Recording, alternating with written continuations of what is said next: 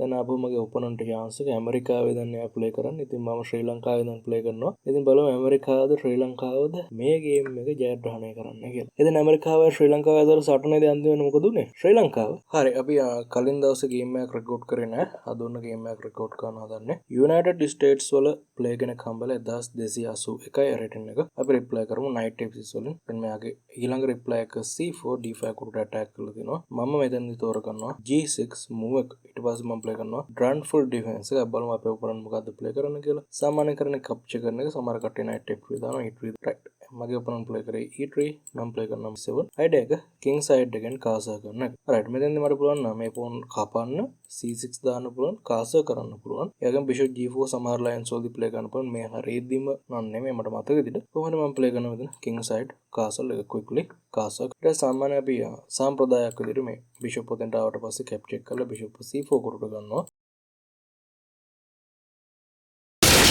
ඊට පස්සේ මෙතනදී අපිට දැන් ප්ලේ කරන්න පුළුවන් moves කීපයක් තියෙන එකක් knight bd7 පුළුවන් e5 සහ c5 moves සූදානම් කරන්න. ඒකම අපිට rook e8 ප්ලේ කරන්න පුළුවන් bishop g4 ප්ලේ කරන්න පුළුවන්. ඉතින් මම ප්ලේ කරනවා ඒක knight c6 play කරනත් knight c6 ප්‍රධානම idea එකක්. දැන් මම මෙතන තෝරගන්නවා knight bd7 move එක. බලමු අපේ opponent මොන වගේ ඇදීමක් ප්ලේ කරයිද කියලා. right මගේ opponent king side එකෙන් castle කරලා තියෙනවා. සාමාන්‍ය හොඳ ඇදීමක් ඒක. කියන්නේ එයා ප්ලේ කරපු ඇදීම හොඳ ඇදීමක්. ඉතින් මෙතනදී අපි bishop d5 වලක්ව ගන්න පුළුවන් නම් අපිට b6 දාලා c8 bishop එක improve කරගන්න පුළුවන්. ඉතින් නැතන අපේ දැන් d6 කොටුව control කරා කියලා අපිට වැඩක් වෙන්නේ නැහැ. මම දානවා මගේ pawn එක e6 වලට idea එක d5 control කරලා b6 දාලා bishop දාගන්න b7 කොටුවට. right දැන් ඔන්න මගේ opponent හොඳ මේ pawn cent එකක් තියෙනවා. මම දානවා bishop b7 මට එන්න පුළුවන් e5 වලට. එයා e5 ආවට පස්සේ අපි දානවා knight to d5 වලට. දැන් අපිට ගොඩාක් strong cent එකක් තියෙනවා. මගේ opponent එහෙම strong cent එකක් නැහැ. හේතුව තමයි මෙතන අපි මේ piece එක එලෙව්වොත් අපිට ආපහු take back කරන්න පුළුවන්. take back කරලා පස්සේ අපේ pawn කෙනෙක් තමයි අවසානයේදී cent එකේ නවතින්නේ මේ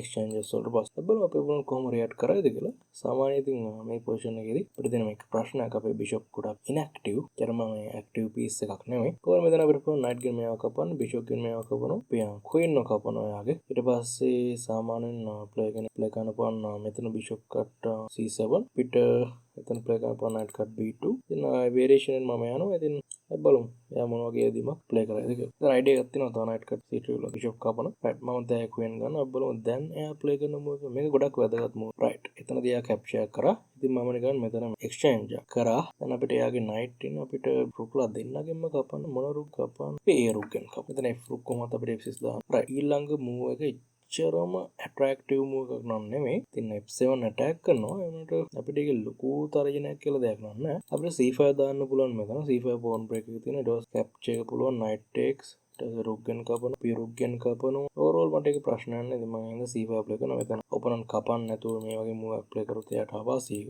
දැන් එතන right මම එක බ්ලන්ඩ් එකක් වෙන්න ඕන. මොකද මේ move එක එච්චරම හොඳ move එකක් නෙමෙයි apply කරේ. දැන් අපේ rookලා දැන් connected සහ අපිට මෙතන bishop cut apply කරන පොන් knight ඉන්නවා. දැන් b2 වලට attack වෙන එක. ඒකම දැන් h7 වලට attack කරලා දෙන හැම ඇදීමකදීම මේ opponent ගේ last move එකේ idea එක බලන්න ඕන. සාමාන්‍ය classical game එකක අපි තප්පර කිහිපයක් ගන්නවා මේක. මෙතන අපිට සරලව h5 දාන්න පුළුවන්. h5 play කරන්න පුළුවන්. ඊට අමතරව මම වෙනත් ඇදීමක් කල්පනා කරන අපිට play කරන්න chance එකක් තියෙන f6 වගේ. එහෙම නැත්නම් අපිට සරලව knight එක ගන්න පුළුවන්. මෙයාට කපන්න බෑ. ගැපුවොත් checkmate. ඉතින් මම මෙතන ගොඩක් threatening move එක හොයා ගන්න ඕන. right මෙයාට කියන back track එක bishop දාගන්න පුළුවන් නේ. ඒත් bishop දාගන්න හින්දා knight f6 move එක හරියන්නේ. ඒ තමයි බොහොම සරල move එකක්. එයාගේ සම්පූර්ණ attack එක අපි වතුරේ යීමක් තමයි කරන්නේ. right මෙතන අපි තර්ජනයක් එකතු කරන ගමන් play කරන්න පුළුවන් move එකක් තියෙනවා හොඳයි. මට හිත කියනවා bishop f6 දාන්න කියලා knight attack කරන්න. ඒත් මම දානවා knight f6 කොටුවට මම background mate එක ගන්න තර්ජනයක් නෑ. මට bishop f1 තියෙන නිසා right එයා background mate එක block කරා. හැබැයි මේ position එක සාමාන්‍යයෙන් අපිට okay. ඉතින් අපිට ගලන් b2 pawn කපන්න. ඊට අමතරව bishop guard කරලා ඉන්න මේ rook. ඒකට අපිට ඒව attack ගන්න පුළුවන් නම් තවත් හොඳයි. මට mate එකක් නැහැ කියන එක මට sure. මොකද අපේ knight ඉන්න හින්දා. ඉතින් අපි දැන් මොකද කරන්නේ? අපිට ඇදින් ගොඩක් තියෙනවා play කරන්න. right අපි සරලව අතිශය සරලව rookලා exchange කරමු. right අපි bishop ගෙන කපමු. බොහොම සරලයි. දැන් ආපහු මගේ opponent chance එක ඇමරිකාවේ දැන් එයා play කරන්නේ. ඉතින් මම ශ්‍රී ලංකාවේ දැන් play කරනවා. ඉතින් බලමු ඇමරිකාවද ශ්‍රී ලංකාවද මේ ගේම් එක ජයග්‍රහණය කරන්න කියලා. ඉතින් bishop card b2 අපි pawn කෙනෙක් ගත්තා. සාමාන්‍ය අපි material up වුණාම pieces section කරන එක හොඳයි. පෝන්ස් ලන මේ පීසස් චේන් කරන එක හොඳයි. අපි දැන් අපේ රුක්ව මෙතන D ෆයිල් එක බෑක්ග්‍රවුන්ඩ් එක සිදු කරන එක තමයි අපි තර්ජනය වුනේ. ඊපස්සේ ඔපොනන්ට් එක બ્લોක් කරා H3 දාලා. අපි දාමු මෙතන මම හිතන්නේ මේක බ්ලන්ඩ් එකක්. මේ රුක් ඇටැක් කරන එක මොකද මේ කොට දැන් කන්ට්‍රෝල් රුක් D1 checkmate යේ ලකුණු 24. හරි. දැන් මේ ගේම් එක අපි දෙනවා. දැන් බලමු ගේම් එක ඇනලයිස් කරලා ගේම් රිපෝට් එකෙන් කොච්චර ඩ්‍රේට් මූව්ස් ගන්න අපි කරලා තියෙනවද. අපිට හැමෝම රන් ෆෝල්ඩ් එක ප්ලේ කරා කියලා වර්ල්ඩ් ට්‍රැවලර් කියලා හැමෝම අපි රටවල් 10ක ප්ලේස්ලත් එක ප්ලේ කරලා තියෙනවා. ඉතින් දැන් ඔන්න බලන්න හදන්නේ ගේම් එකේ කොච්චර වැරදි කරලා තියෙනවද කොච්චර හොඳ මූව්ස් කරලා තියෙනවද ඇනලයිසිස් එක බලන්න හදලා. රයිට් අපි 87.1ක ඇකියුරසි 0.1ක් ඇකියුරසි එකක් තියෙනවා. හරි. ඩ්‍රේට් මූව්ස් එකයි බ්ලන්ඩර්ස් නැහැ. මිස්ටේක් එකක් කරලා තියෙනවා. ඉනකර්ස් එකයි. අනිත් ඕවරෝල් හොඳට ගේම් එක ප්ලේ කරලා තියෙනවා.